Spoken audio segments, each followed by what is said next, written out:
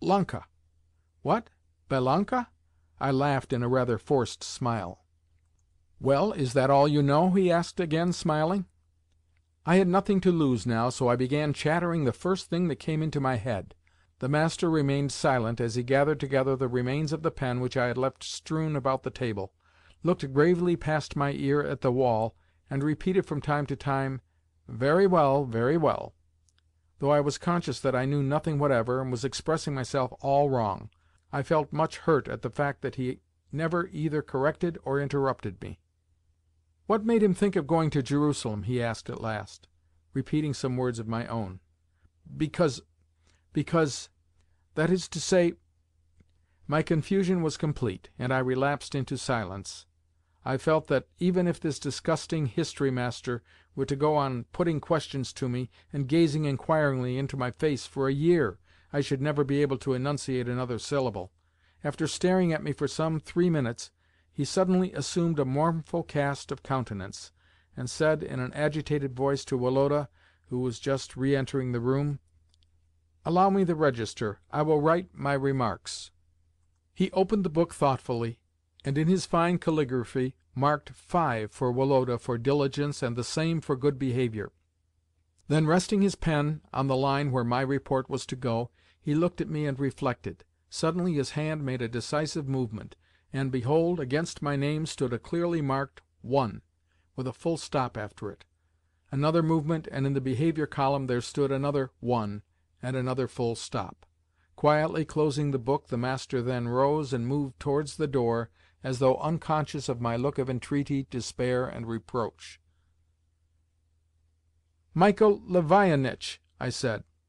"No," he replied, as though knowing beforehand what I was about to say. "It is impossible for you to learn in that way. I am not going to earn my money for nothing." He put on his goloshes and cloak, and then slowly tied a scarf about his neck. To think that he could care about such trifles after what had just happened to me! To him it was all a mere stroke of the pen, but to me it meant the direst misfortune. "Is the lesson over?" asked St. Jerome, entering. "Yes." "And was the master pleased with you?" "Yes." "How many marks did he give you?" "5." "And to Nicholas?" I was silent. "I think 4," said Woloda. "His idea was to save me for at least to-day. If punishment there must be, it need not be awarded while we had guests." "Voyons, monsieur," St. Jerome was forever saying voyons. "Faites votre toilette et descendons." Chapter 12. The Key. We had hardly descended and greeted our guests when luncheon was announced. Papa was in the highest of spirits, since for some time past he had been winning. He had presented Lubotshka with a silver tea-service, and suddenly remembered, after luncheon, that he had forgotten a box of bonbons, which she was to have too. "Why send a servant for it? You had better go, Koko," he said to me jestingly. "The keys are in the tray on the table, you know. Take them, and with the largest one open the second drawer on the right.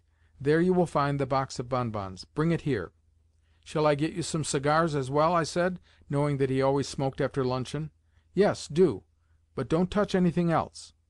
I found the keys, and was about to carry out my orders, when I was seized with a desire to know what the smallest of the keys on the bunch belonged to. On the table I saw, among many other things, a padlocked portfolio, and at once felt curious to see if that was what the key fitted. My experiment was crowned with success. The portfolio opened, and disclosed a number of papers. Curiosity so strongly urged me also to ascertain what those papers contained, that the voice of conscience was stilled, and I began to read their contents. My childish feeling of unlimited respect for my elders, especially for Papa, was so strong within me that my intellect involuntarily refused to draw any conclusions from what I had seen. I felt that Papa was living in a sphere completely apart from, incomprehensible by, and unattainable for me, as well as one that was in every way excellent, and that any attempt on my part to criticise the secrets of his life would constitute something like sacrilege. For this reason, the discovery which I made from Papa's portfolio left no clear impression upon my mind, but only a dim consciousness that I had done wrong. I felt ashamed and confused. The feeling made me eager to shut the portfolio again as quickly as possible, but it seemed as though on this unlucky day I was destined to experience every possible kind of adversity. I put the key back into the padlock and turned it round, but not in the right direction.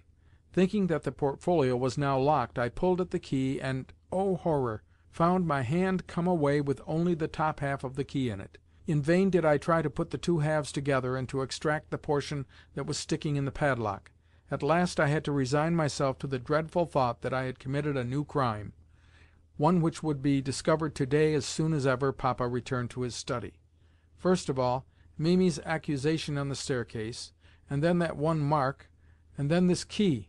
Nothing worse could happen now.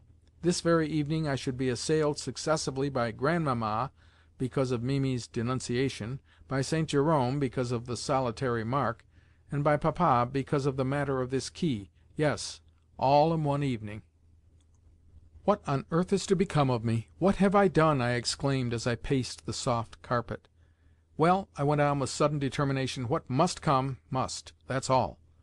And taking up the bonbons and the cigars, I ran back to the other part of the house.